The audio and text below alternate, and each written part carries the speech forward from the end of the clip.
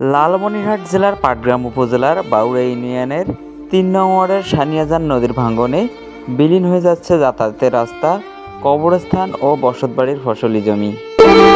স্থানীয় সূত্রে জানা গেছে, নদীর কোল ঘেঁষে বাউড়া বাজারে যাওয়ার এটি ছিল এলাকার মানুষের একমাত্র যাতায়াতের রাস্তা। কিন্তু সাম্প্রতিক ভাঙনে রাস্তার বড় একটি অংশ নদীগর্ভে তলিয়ে যাওয়ায় এখন এলাকাবাসীকে ২ থেকে ৩ কিলোমিটার ঘুরে বাজারে যেতে হচ্ছে।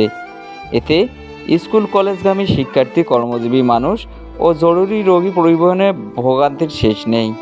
রাস্তা ব্রিটিশ পিরিয়ডের লোক, অনেক পুরনো লোক এই রাস্তা দিয়ে হাঁটে। ইদানিং এই নদী চায়না খোঁড়ার পরে ১ কোদাল ২ কোদাল করে কাটতে কাটতে নদীটা বিশাল ওষার হয়ে গেছে। এই ওষারের কারণে আমার বাঁধ ভাঙি যাওয়ার পর আমাদের বাড়ির পরিবারের সবাই ভাসি যাওয়ার মতন হয়ে যায়। তখন বাচ্চা কাচ্চাগুলো কী করে আরও দুধ দিয়ে হাঁটিয়ে অনেক সময় মসজিদে থাকে। এখানে দেখা গেল যে পুরোনো কবরস্থান, সেখানে কবরস্থান ছিল নদীর মাঝখানে, সেখানে চারটে এই রাস্তার কোনো ভূমিকা নাই।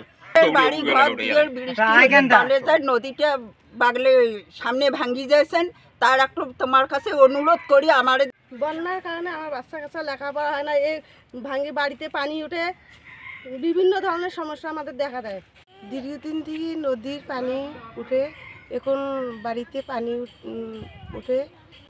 এলাকাবাসীর দাবি, দ্রুত ভাঙন রোধে নদীতে বাঁধ নির্মাণ এবং ক্ষতিগ্রস্ত রাস্তা সংস্কারের মাধ্যমে কবরস্থান ও যাতায়াতের রাস্তা রক্ষা করা হোক।